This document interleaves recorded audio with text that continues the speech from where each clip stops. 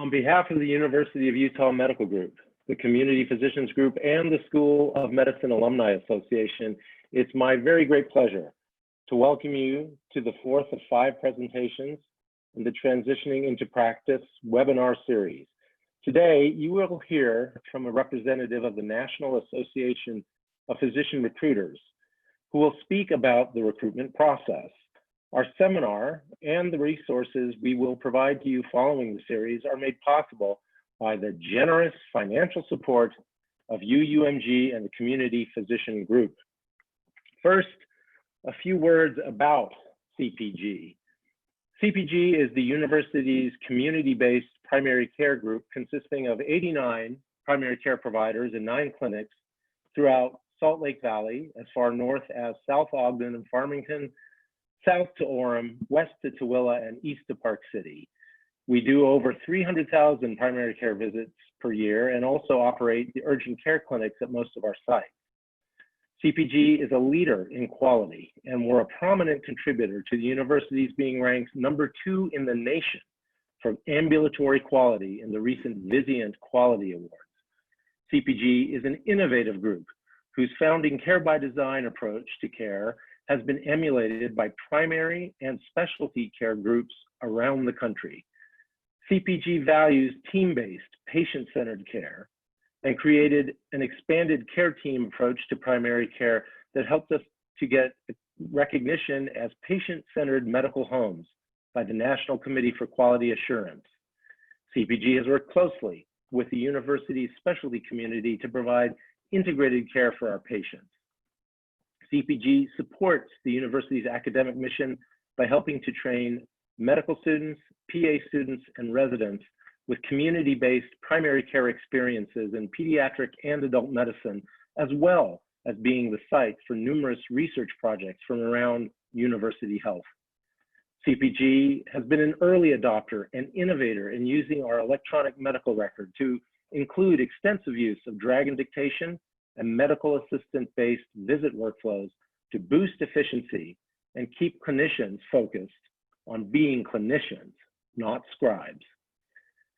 CPG has a very progressive compensation model for our PCPs and a great benefits package, including one of the most generous retirement contributions in the state.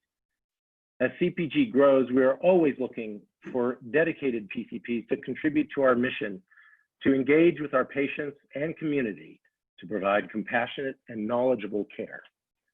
Now let's move on to a few housekeeping items. Really important, if you would all keep yourselves muted unless you are specifically asked to unmute, just to make it easier for everyone to hear. And of course, keep your video on so that we have a live audience. Any questions you have, please use the chat box or either that or hold them for the Q&A after the presentation. Next, I'd like to present this evening's presenter, Brian White. Brian is a principal consultant for the Medicus Group. He has over 27 years of experience in healthcare, physician recruiting, and leadership positions, as well as opening and operating a primary care practice, so you know you can trust him. Brian has worked for a large national health system as their regional recruiting director and has been named Recruiter of the Year many times throughout his career. Brian grew up in Arlington, Texas, and earned his degree from the University of North Texas. He is married and has 5 children, a daughter who is a public school teacher, another daughter in the business field, a son in the Air Force, and 2 children still at home. He and his family are members of the Trinity Bible Church. He enjoys reading, spending time with his family, working on his hobby farm, and practicing jujitsu, so be nice when you ask questions. With that, I'll turn it over to Brian, and I hope you all enjoyed this evening's presentation.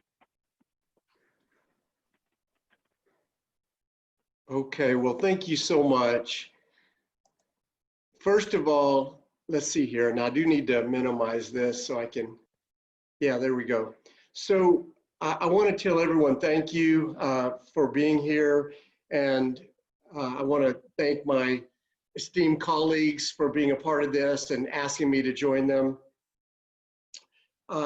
I've been doing this for a long time, and I have recruited all across the country into almost every kind of setting you can imagine, everything from academic positions to private practice to huge hospital systems and everything in between.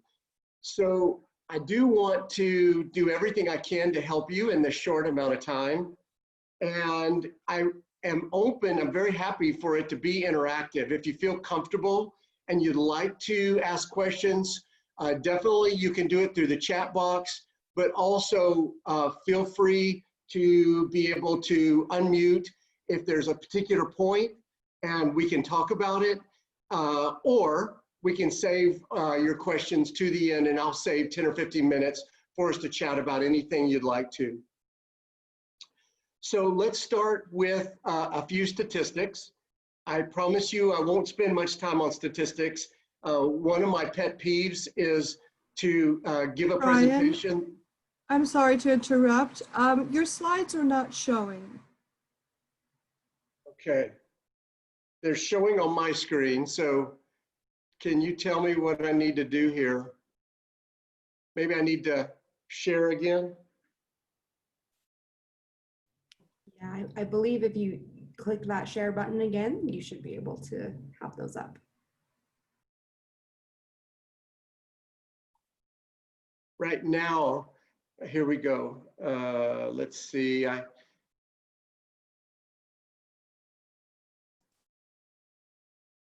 don't have the share button at the bottom.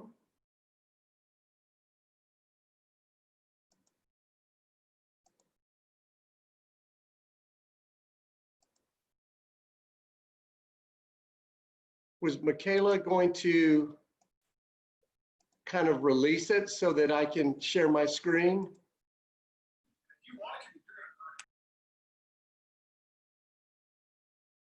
I don't have the share button down at the bottom.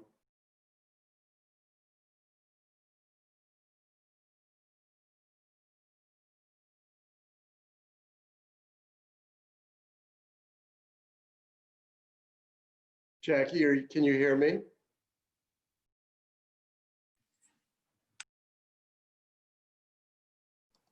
Sorry, yes, we're just troubleshooting to figure out why you're not able to see the share button. Stand by, please. Brian, Sure. would you like me to share your slideshow for you in the meantime? That'll work.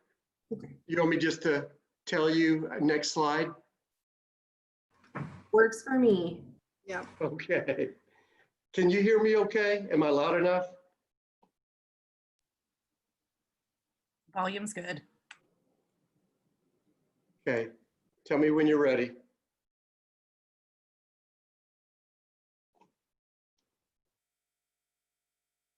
Go Are ahead. we ready?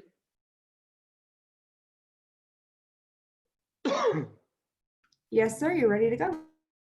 Okay. Next slide.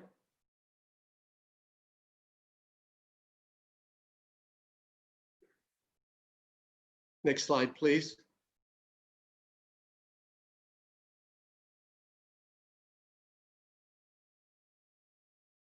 I'm not able to see it. Are you?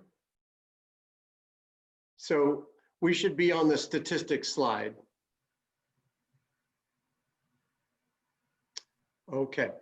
So I won't spend much time on the statistics, but I'll give you a few. The US could face a physician shortage of 139,000 by 2033. Now, let me make a little point here. The shortage is a little bit misleading because there are shortages now and there will be even more shortages in the future. But you'll find that there aren't many shortages in the major metros. Where you do find the physician shortage, more in primary care, but it can be in some specialties, is in the rural areas. The top six, the specialties in demand are family medicine, internal medicine, emergency medicine, psychiatry, OB, and neurology. There are other specialties that are in great demand, and there are shortages of those. For example, some of the subspecialties, as an example, maternal fetal medicine, there is a big shortage across the nation. Healthcare added 125,000 jobs in July. with hospitals seeing job growth for the second month since March, according to the latest jobs report from the U.S. Bureau of Labor Statistics. The July count marks the third consecutive month the industry has added jobs. However, it is down from 358,000 healthcare jobs added in June and 312,000 healthcare jobs added in May. So it sounds like a large number, but it's actually quite a few smaller than it has been. Next slide, please.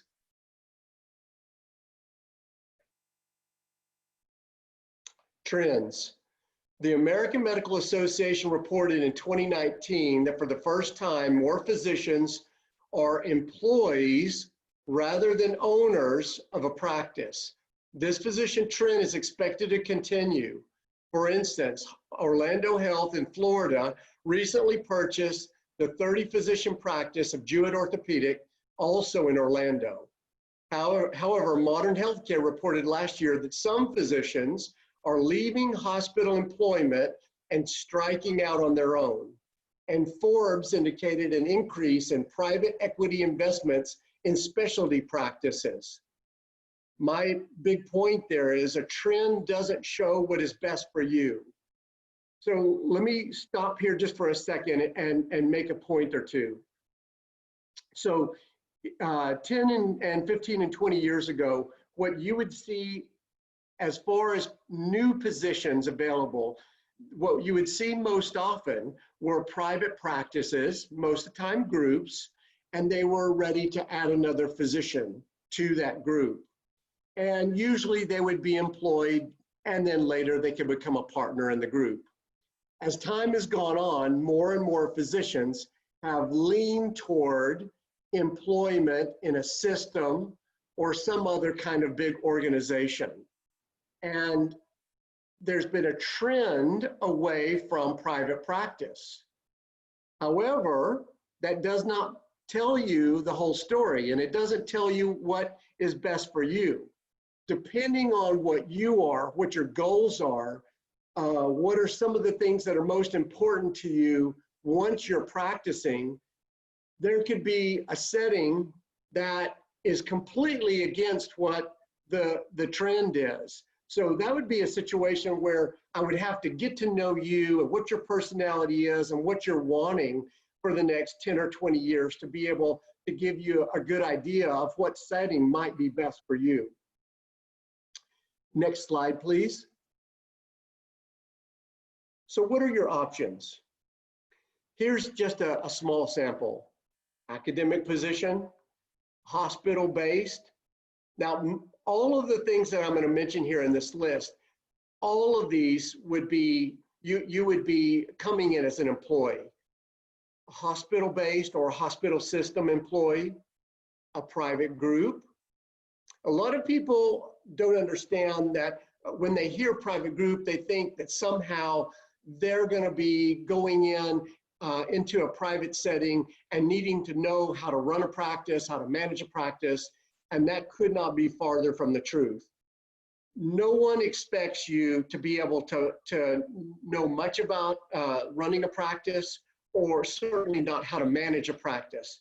So all of these different practice settings, those are already set up, they're already organized. Usually they already have their practice manager, and you're just going to step into an employment part of that.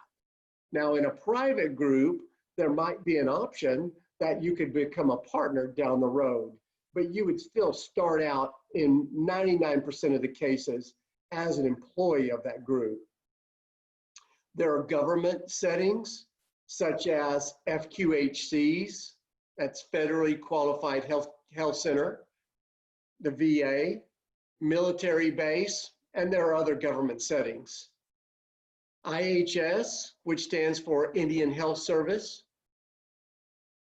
The ones that most people don't think about would be a solo practice, and not too many physicians that are coming out of residency or fellowship or thinking about a solo practice. But you might have an opportunity to join a physician that's already in their own private practice. And then after time, if you like that private practice, you might end up wanting to become a partner or an owner in it. And here's the main point I want to tell you. And this is going to be a theme throughout this presentation. And that is that each of these settings has its own pros and cons. There's no setting, there's no job that is going to give you everything you want. There's no job that has all pros and no cons. So I'll just give you a few examples. Academic. There can be all kinds of great things about joining a university or being in an academic position. However, there can be some cons too. If you don't enjoy teaching, then you wouldn't want to be in an academic position. But a lot of people do enjoy teaching. However, there's a lot more responsibilities than just the clinical responsibilities. Also, many times in the academic positions, they don't pay as well. So this is just an example of pros and cons. And I could go through the list there, and I could do pros and cons in each of those kinds of settings. Next slide, please. All right, where to start? So this is a daunting process. You've done all of this training, you've studied for years, now you're either a year or two out, and you're starting to think that you're ready to find your first position. If you're lucky, it might be a position for many, many years. Well, if you think about it, there are thousands and thousands of different job opportunities across the country. So where do you even begin? First of all, I'll tell you that there's no one place, and I'm in a very large recruiting firm that has hundreds, if not thousands of opportunities, but I'll tell you that there's no one place that you will find all of the jobs. There's nothing that's exhaustive. There'll be either a job board or a firm or a system, and it'll have a little slice of all the jobs that are out there. But here's where I would tell you to start. Begin by educating yourself. What I'm going to say here is, who cares more about your new job than you do? I'm going to submit to you that nobody cares more than you. So if you're going to find the best job for you, the best thing you can do is first educate yourself before you even start your job search. Well, how do you do that? You can do it a number of different ways. You can do it through people that might be mentors. You can do it through someone like a recruiter like myself, who's been doing this for 28 years. You can go to people in your department and ask for advice. But I would say that one of the best places to start would be to go online and just start doing research like you do in probably many other facets of your life. If you're thinking about going on a trip, you probably start by doing some online research. If you've thought about buying a car, you might start by doing your online research. Well, you can do the same thing with your job search. But before you get to the job search part of it, I'm going to recommend to you that you start with some very basic things. Like, first of all, learn the terminology. Here's just a few examples of terminology that you'll see or you'll hear about when people start to talk to you about jobs. Restrictive covenant, payer mix, RVU you probably know, overhead, and there's a lot of other terminology and jargon. Some of those things you may have never heard of. Well, it's not hard to find out what the definitions are and to get familiar with it.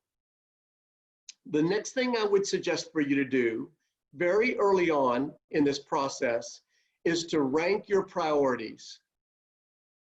So what are your priorities? I'm just going to give you a small sample of what might be some of the priorities. Geography, state, regional, city, town, the practice style. Do you have an idea of what practice style you might prefer? I'm going to say you probably don't. And so if you don't know what your preferred practice style is, then just set that aside. Don't rank that yet.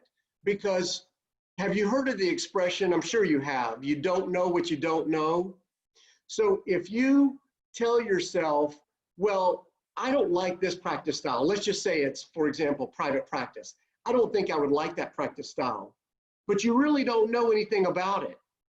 So what you want to do is put some time, put a little bit of knowledge into that, maybe go meet someone in private practice, find out what it's all about before you decide whether it's something you might or might not like.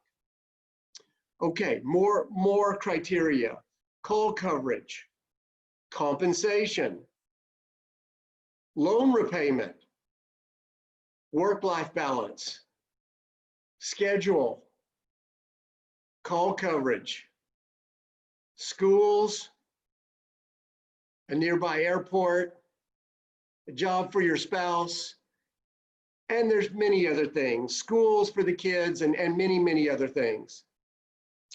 So I have good news for you and bad news. Well, which would you like first? I'll give you the good news first. The good news is that because you've chosen a good profession, you're going to be able to get a lot of the things that you would like. Let's say you had 20 different criteria and you ranked those things from 1 to 20. You're going to be able to get several of those things that are probably pretty highly ranked for you. Here's the bad news. The bad news is you're not going to be able to get it all. And out of those 20 things, you're probably not even going to be able to get half of them. But you are going to be able to get the things that are most important to you. That's why you need to spend the time and think about those things. And if you have a boyfriend, a girlfriend, or a spouse, do that with them as well. Think through those things and start to rank them. One other little point here, you may find that as you start to go through the process, the rankings will change. What you thought was number 1, 2, and 3 at the beginning of the process, 2 or 3 or 6 months later, you may find out those some of those are much lower in your rankings than what you started with. Next slide, please.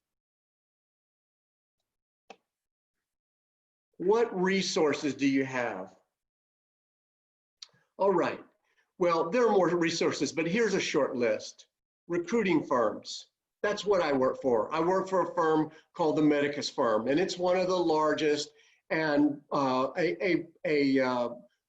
let's say, debatably, one of the top firms in the country. There are 2 different kinds of firms, a retain and a contingency. We are a retained firm, meaning that the hospitals, the universities, or the practices pay us up front to find the right physician for that practice. What's another resource? There are job boards. Different firms will have their own job boards, but then you also have other kinds of job boards like specialty. Maybe your specialty is ENT or neurology or OB-GYN or some other specialty. More than likely, your own specialty has its own job board. It can be either really good or not so good, just depending on that specific job board and the traffic going to it. There's also generic job boards, and they can be good. For example, JAMA is one of the large ones, but there's dozens of other generic job boards. That is a really good resource for you. Not necessarily that you will find your job that way, but you might find it through the boards, but what you'll especially find is that you will begin to educate yourself by looking through those job boards. What's another resource? A system recruiter. Here's what I mean by that. There are large systems, academic and non-academic health systems throughout the country. And those systems may have their own recruiters, or they may use a firm like my firm. Either way, those systems will have many jobs within the system. They may have some in Utah or the Southwest, or they may be a national system and may have jobs throughout the US. Another resource is word of mouth about local practices. Now, I will say that's kind of a fun resource, but I will say out of all of the list, that's probably the least effective. And then, as I mentioned before, the internet job boards, there are some really broad ones, broader than just the specialty, and they may include recruiting firms, different postings. They also will have systems, and they may also include academics and other different settings. So they will have a hodgepodge of different jobs. An example of an internet job board that's broad and generic is Practice Link. It's not the only one, but it's one of the bigger ones. Now, one of the points I want to make here is for you, when you're educating yourself, to learn the market. What do I mean by that? Here's what I mean. If you're family medicine or your orthopedic surgery or whatever the specialty is, there's a separate market for you. Your job opportunities are not going to be the same as your friend who is internal medicine or some other specialty. So you have to learn your market. Out of all of these different resources that I mentioned, there's not one of them that's going to have all the jobs. And all of the jobs have a shelf life. So if you can imagine, I'm recruiting on 10, 20, 30 different positions at one time. But you know what will happen? Over time, I'm going to fill those positions. And then I'll have another 10 or 20. Well, as a large system, we will have maybe 500, maybe 1,000 different jobs at one point in time. But 2 or 3 or 4 months later, those jobs will be gone and there'll be a new slate of jobs. So there's a shelf life to it. Here's another point I want you to think about. I would recommend as you start this process to go out, buy a notebook, and make this notebook just about your job search.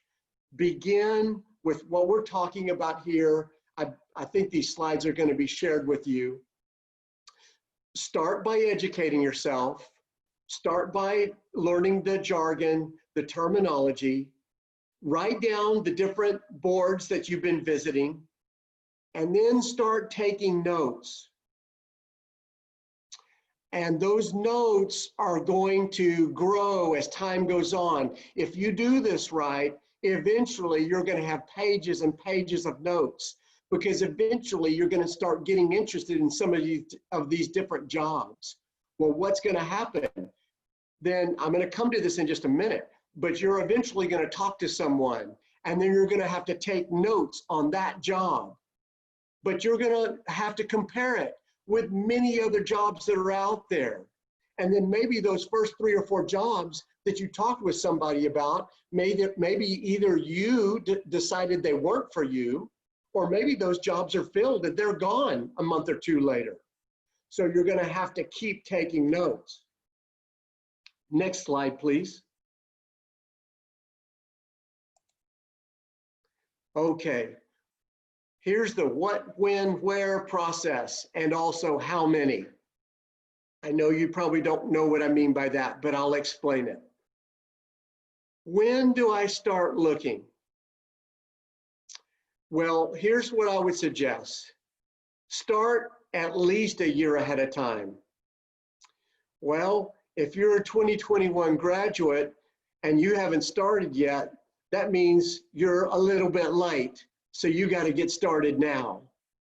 If you're a 2022 graduate or 2023, then you may be ahead of the game. So start at least a year out. I recommend if you do what I'm saying here in this process, and your first the first part of the process starts with educating yourself. Start with that a few months beforehand. And I will tell you, it's almost never too early. I regularly recruit people that are, and sign physicians that are more than a year away from their graduation. I've recruited people that are 2 years away. And I've one time recruited someone that was 3 years before they graduated. So somewhere between a year and a year and a half is a good time to start. What do I do when I first think I'm ready? Okay, now that you've educated yourself and you have some notes, go start talking to people. That could be people locally, or more than likely, it's going to be someone over the phone. You find a position that interests you and you start talking with them. Okay, so you can go, where do I look? We've already talked about that. You go to one of the recruiting firms, you go to a system, you go to the job boards, and all of those places are going to have people's contact information. Eventually, you're going to talk to someone like me. Here's another suggestion that I have. It's very easy to begin with, well, I want to live here and I want to live in this city and I want to have this kind of job and I want to make this kind of money. But you'll find out after a little bit, maybe those things don't fit for whatever reason. My big suggestion to you is keep an open mind. If you think about all of the criteria that's important to you, if you can have an open mind, either in all of it or at least part of it, that is going to expand your opportunities.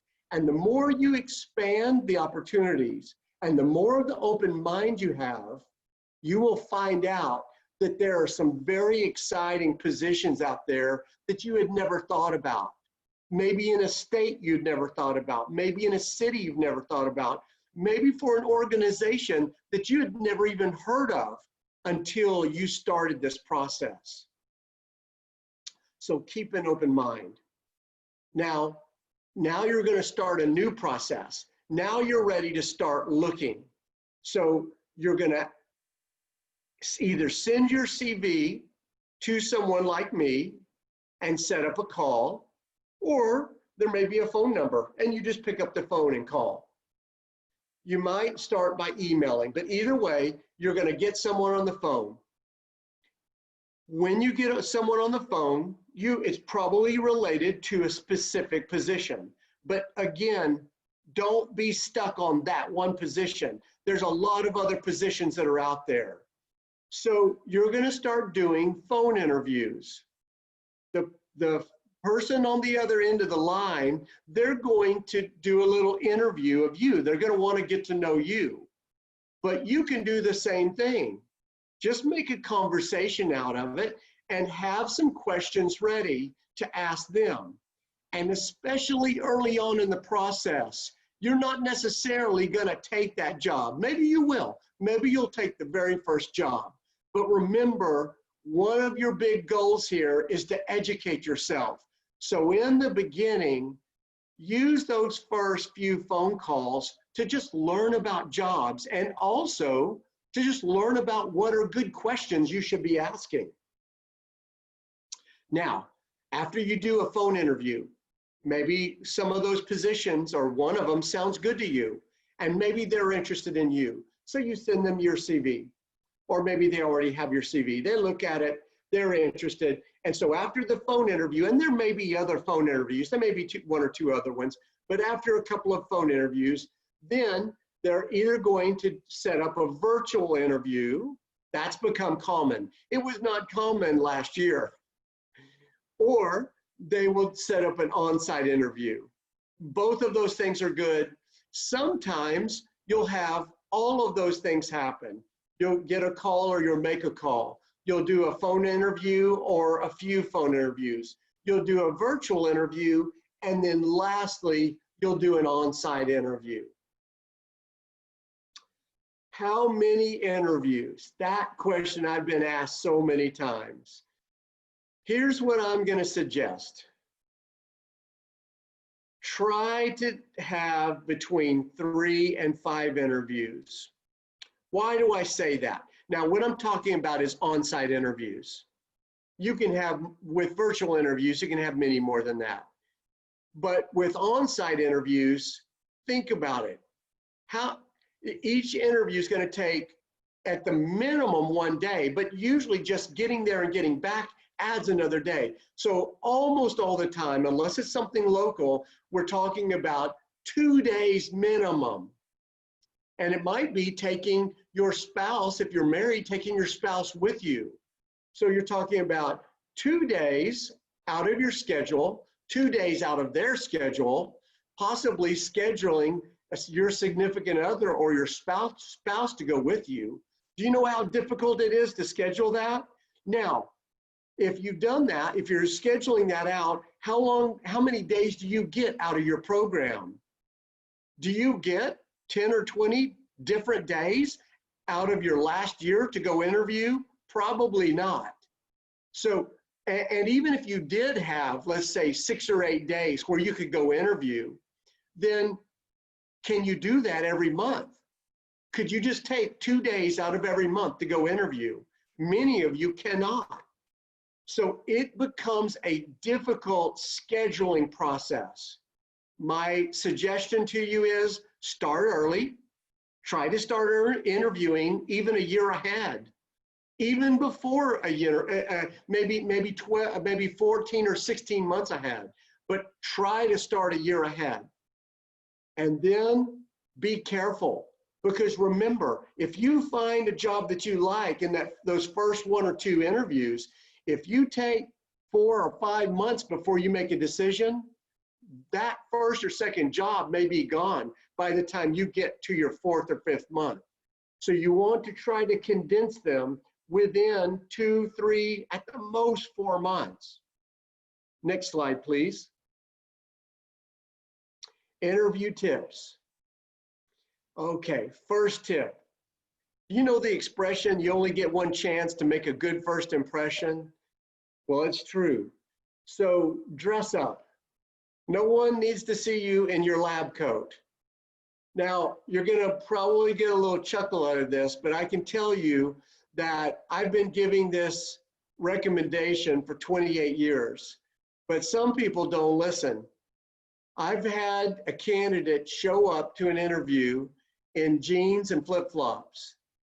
So you spent all this time, all these years preparing for this moment. This is the time to go out and get some good clothes and dress up for your interview. Bring your spouse or your significant other. They may or may not pay for that ticket, but I recommend you to bring your spouse with you or your significant other. It's huge. That they're obviously a very big part of your life and are going to be a very big part of the decision. So if you don't bring them with you, it's going to be harder for you to make that decision. In the interview, be engaged. And what do I mean by that? I mean to be just as interested in those people that are interviewing you as they are in you. Next point. Ask a lot of questions. I can't overemphasize this. Ask many questions. In fact, I recommend writing down questions in your job search notebook that you have filled up by now. You write your questions out before you go on your interview, and then you refer to those questions during your interview. And on your questions, don't just ask questions about your specialty. Obviously, you're going to ask those questions, but go beyond that. Ask questions about the group. Ask questions about the history. Ask questions about the hospital, or if it's a system. Find out the good and the bad. Remember my original point? There's no job that has it all. There's no opportunity that has everything good. So there's going to be good and bad with every single position. but you need to find out what the good and the bad is. And there's really no way to find out unless you ask a lot of questions. Find out about the practice history. If that group or that system has lost several physicians, especially in your specialty, within the last few years, then there may be an issue there. Maybe not, but you need to find out what the practice history is. And there's no way to find out unless you ask what that history is. Talk with both administration and physicians. There'll be a wealth of information, and it's going to be different information, and both of them affect your job. So talk with both administration and the physicians. A good interview should be both business and social. Why do I say that? If all you do is hold meetings inside of a hospital for 6 or 8 hours and then you leave, well, you know the inside of the hospital, you've gotten to meet a few people, and you know a little bit about the job. But I will submit to you that you will find out much more about those people and about the job and about the people that you're going to be working with, whether you like them or you don't, if you get them in a social setting. So my suggestion is, especially if they offer it to you, but even if they don't offer it to you, I recommend you suggesting it. And that is, go out to eat. Go out to eat lunch or dinner or both with the physicians and the administration. Okay, one last hint, and that is show people that you appreciate what they've done. It takes a lot to put an interview together. It takes time, it takes money. All of the people have had to take out part of their day, if not their whole day, to spend with you. So take some time and tell them, and even better, write them afterwards and tell them how much you appreciate all the time that they put into that interview. Next slide. How will I know? Well, the national average of physician movement, meaning for a physician staying in one job, the average is between 3 and 4 years. So there's a fair amount of movement. Now that's just an average, and I hope you'll stay longer than that at your first job, but that is the average. So what other questions should you be asking yourself? Does this meet, the question is not, does it meet all of my criteria? That will never happen. But does it meet my highest ranked priorities? Do I like the people I will work with? Is the contract fair? Well, how do you know if it's fair? That goes back to my question, my point about educating yourself. When it comes to the contract, I don't have time to go into it now, but you need to learn things like restrictive covenants and other legal language that you may not be familiar with. One last hint. Have you ever heard of what Benjamin Franklin would do when he came to a hard decision? What he would do was he would take out a piece of paper, divide it in the middle, and put all the pros and cons and list them all out on one page.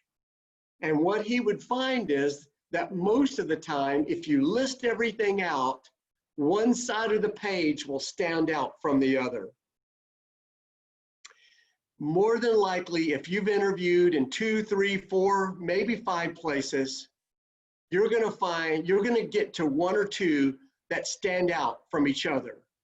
And then if you get down to 2, I would recommend to you to use the Benjamin Franklin method. And more than likely, you're going to see that for some reason or another, one of them stands out from the rest. Well, that's the end of my slideshow. So now I'd like to take a few minutes to open the floor and answer any questions that you may have.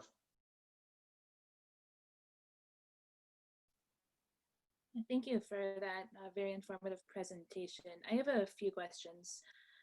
So you mentioned near the beginning that there are two kinds of recruiting firms, retained and contingency.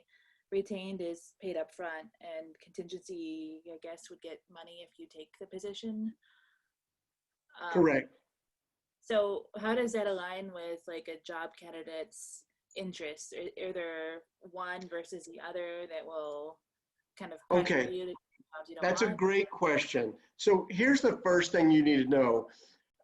Physicians have some advantages over other professions. So the first thing you need to know is working with recruiters doesn't cost you anything. They are paid a different way. So what you'll find is that if you will connect with a few recruiters, and it may just be one that you really connect with, but if you connect with a recruiter or possibly multiple recruiters, you're going to find that they're going to have a wealth of information, all kinds of information, not only about that job, but also what the market is and trends that are happening in your specialty. In regards to retain versus contingency, you're not going to probably know that until you're actually talking with them. If you want to, you could actually ask them, and you could simply ask them, are you a retained or a contingency firm? But I will tell you that in the beginning, you don't have to really worry about that too much, because in the beginning, what are you trying to do? You're trying to educate yourself, and you're trying to find out what the market is. You're really just trying to get out of the, I don't know what I don't know. You're trying to get out of that stage. So it's okay if you talk with some retained recruiters and some contingency. In general, what I will tell you is that retained recruiters tend to be recruiters that have been in the industry longer, like myself, and we will go to each of our different locations. So I've seen the practice setting before you have. I've interviewed with the people before you interview with them.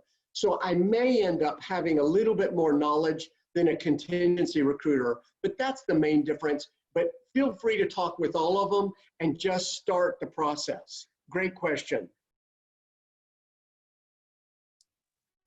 Thank you. I've got a few more questions if no one else has questions. Please proceed. Okay, great. All right. So just a little bit about my personal situation. Sure.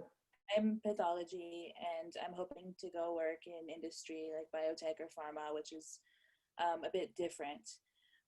Right. But I know I'm talking to recruiters in those industries that they want you to start right away. So a job search a year or 9 months in advance, which is where I am right now because I'm graduating in June of 2021. Right. It is realistic, but like I don't want to be without a job on July 1st. So Right. my background is academics. Is it disingenuous to work with recruiters for academics now, thinking that like 3 to 6 months down the line, I'm going to be interviewing at biotech and pharma positions? Well, it's a great question, and I wish more physicians would ask that question. So I love the ethics and the morality in that question. So here's what I would say. Either if you're open-minded enough to say, I don't know what I don't know, and I might be interested in a position in the academic setting or some other kind of setting. That if you're open-minded, and then when you're talking with them, you're giving them a chance to tell you why you might want to be in that position. That's not disingenuous at all. The second thing is that if you know 100% that you're going into biotech or some other setting like that, you could talk with someone in academics, or let's say someone like me, and you'll find some really helpful people out there. And in that case, what I would recommend is just tell them up front and just say, you know what, Brian, or whoever the person is, I probably am not going to go into academics. And I'm not going to waste a lot of your time, but I do have a few questions for you. Would you mind, or whenever it's convenient, could we set up some time for me to ask you a few questions? And there are so many good people out there that you're going to find some people that are willing to just give you their time to help you. Great. Thank you so much. And I You guess my bet. question was sort of bridging off of that. Do you work with physicians who've been in the industry who want to go back to academia or private practice or a different setting? And how are they viewed these days? Because I've heard there's historically been a negative stigma to that. Right. Another good question. And it's not just, your question can be, for you, it's biotech back into clinical, or more of a clinical setting, or say a private setting. But you could even ask that question even broader from a physician that's, let's say, a different specialty, where they're going in from one setting. I'll just give an example, internal medicine, and they start out as a hospitalist, and then they want to transition back to more of a traditional or an outpatient internal medicine physician. So here's kind of a broad answer. It can be difficult. So the longer that you're out of that field, the harder it's going to be for you to get back into it. So if you've left, I'm going to just call it, for the sake of this answering this question, clinical. If you've left clinical for a year or two, you can probably get back into it pretty quickly. But if you're out of it for 5 years, 6 years, it will be difficult for you to get back. And you would have to find somebody pretty special to say, oh, it's going to be easy, or we're open to you just easily transitioning back into it. So you got to be careful and really have a strong feeling that this is what I want to do, because once you commit to it for very long, yes, it's hard to go back. Thank you. You're welcome. Best of luck to you. Other questions?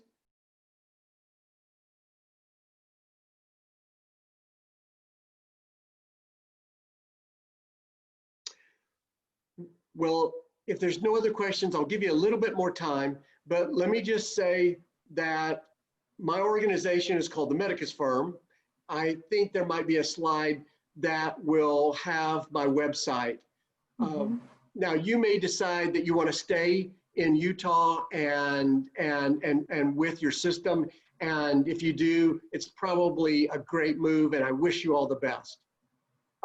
If you are looking more nationally or more regionally, then feel free to contact either my firm or feel free to contact me directly. And either I myself or any of my colleagues across the country will be happy to help you in any way we can. Thank you, Brian. The slide is live right now with your connections and your email and account. And also the listing for Paulette Sanchez, who is the representative for CPG, if anybody's interested in exploring internal options to the system. So on that note, please join me in thanking Brian for his time and his expertise this evening. This recording will be shared for a set period of time. It'll probably close around December. But a follow-up email will have the link to the video as well as a brief questionnaire and feedback. So with that, thank you very much for attending. Ryan, thank you again. And please enjoy your evening. Thank you. Bye-bye. Bye.